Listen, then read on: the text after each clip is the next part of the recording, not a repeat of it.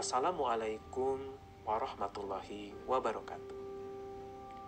Ikhwati fillah yang dirahmati Allah, bertemu lagi dengan saya, sang fakir ilmu, ingin berbagi apapun yang bermanfaat buat saya dan kita semua.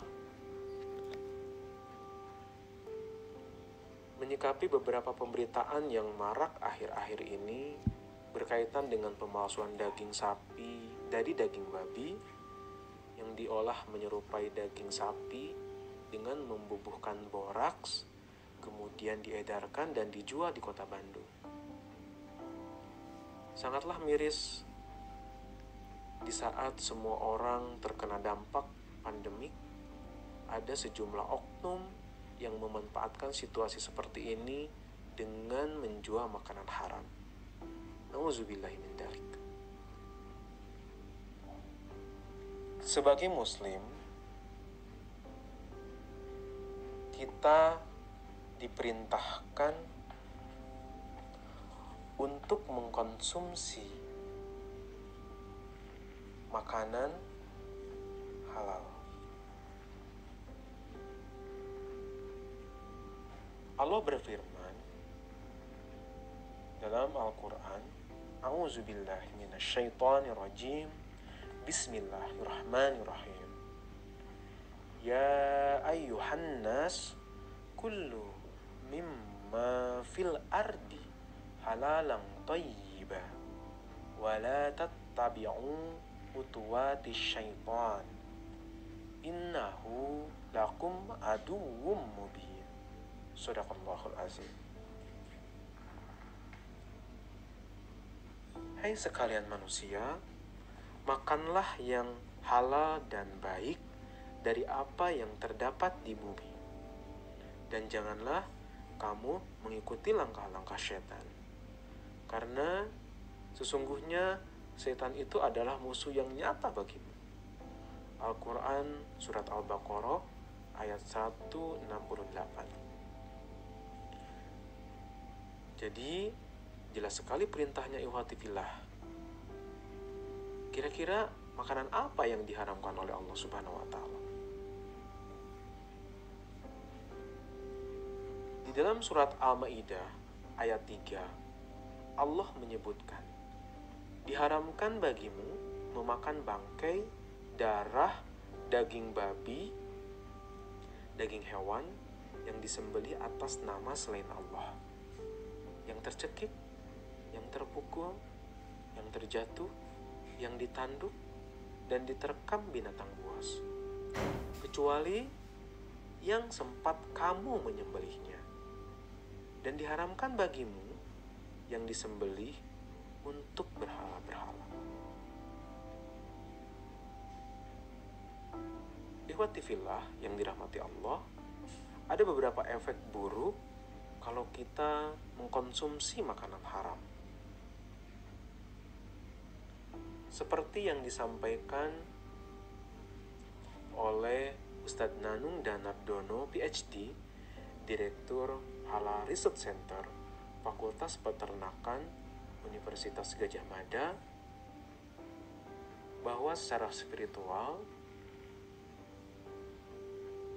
ketika seseorang mengkonsumsi makanan haram, dapat memberikan efek yang sangat buruk bagi dirinya, bagi yang mengkonsumsi makanan haram tersebut. Yang pertama, amal ibadah kita tidak diterima oleh Allah Subhanahu wa Ta'ala. Rasulullah SAW pernah bersabda, ketahuilah bahwa sesuatu makanan haram jika masuk ke dalam perut salah satu dari kalian, maka amalannya tidak diterima selama 40 hari. Hadis riwayat At-Tabrani. Sangat rugi bagi kita kalau sholat kita, ibadah kita, zakat kita, sedekah kita tidak diterima oleh Allah.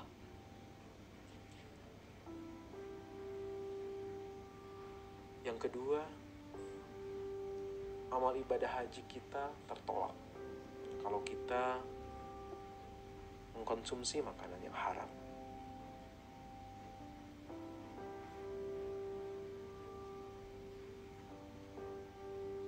Di dalam hadis riwayat At-Tabrani, Rasulullah SAW bersabda, jika seseorang keluar untuk melakukan haji dengan nafkah haram, kemudian ia mengendarai tunggangan dan mengatakan, labbaik Allahumma labbaik, maka yang berada di langit menyeru, tidaklah baik, dan kau tidak memperoleh kebahagiaan.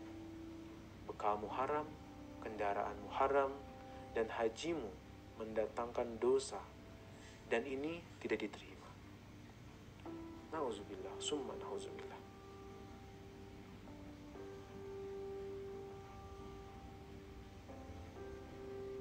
Haji itu tidak murah, apalagi sampai saat ini kita harus menunggu sampai 15 tahun untuk mendapatkan giliran keberangkatan.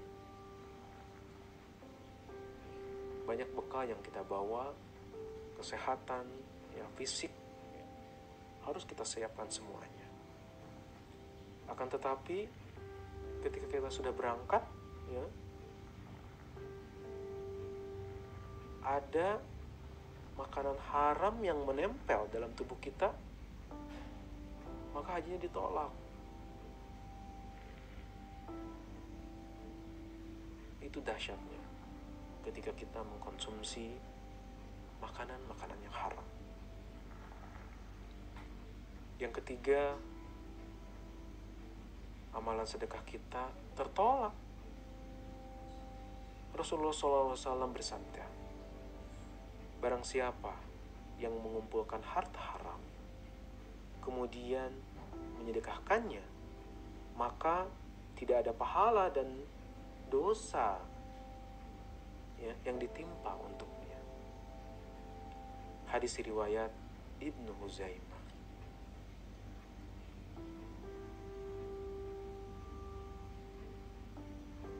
Harta kita banyak, penghasilan kita banyak, kemudian kita berniat untuk menyedekahkan harta tersebut, tapi kita mengkonsumsi makanan haram atau bahkan mendapatkannya dari yang haram, tertolak tuh. Sedekahnya sia-sia, sedekahnya tidak mendapatkan pahala, bahkan dia memikul dosa.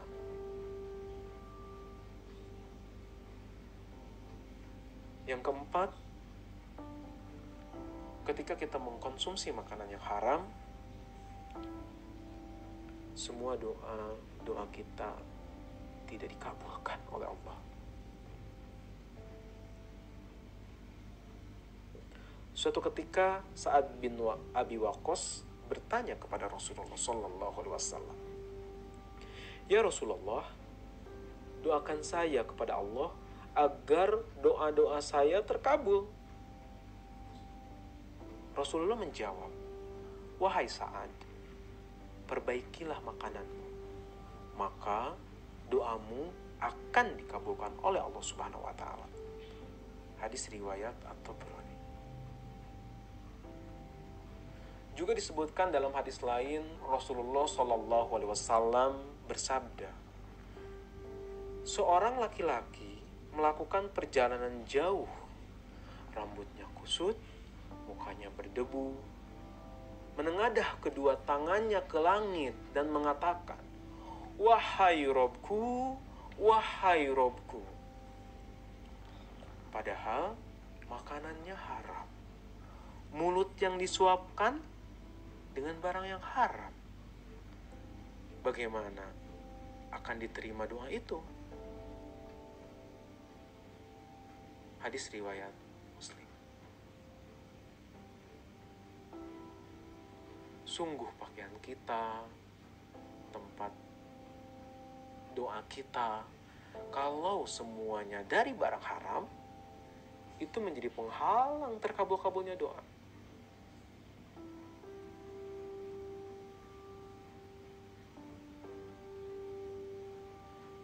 Berikutnya, orang yang mengkonsumsi makanan haram lambat laun imannya akan terkikis. Seperti dalam hadis Bukhari Muslim, Rasulullah SAW bersabda, tidaklah peminum khamar ketika ia meminum khamar termasuk seorang muslim. Jadi, ketika seseorang mengkonsumsi khamar, dia dikatakan bukan orang muslim. Astagfirullahaladzim.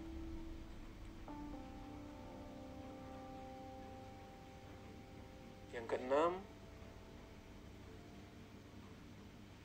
orang yang mengkonsumsi barang-barang haram atau makanan haram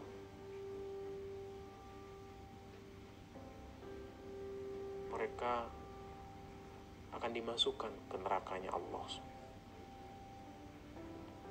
Rasulullah SAW bersabda, tidaklah tumbuh daging dari makanan haram kecuali neraka lebih utama untuknya.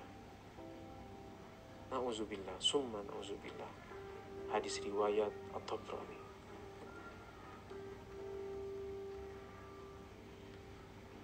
Dan yang terakhir,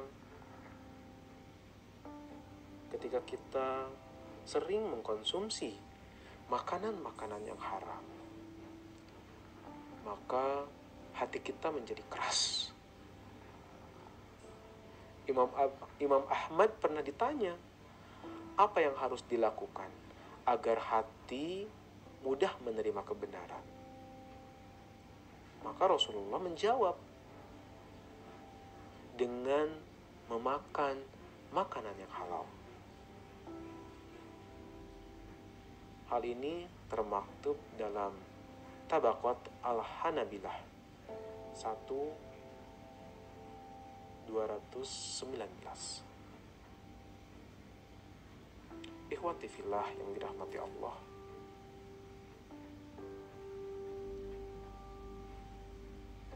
pesan yang disampaikan bahwa kita harus betul-betul hati-hati, penuh kehati-hatian dalam mengkonsumsi, dalam menggunakan barang-barang yang haram, karena semuanya akan berefek baik bagi kesehatan maupun terhadap spiritualitas kita. Semoga kita terus berdoa kepada Allah Subhanahu wa Ta'ala agar kita terhindar dari mengkonsumsi makanan-makanan yang haram. Semoga bermanfaat. Allahu a'lam bishawab. Assalamualaikum warahmatullahi wabarakatuh.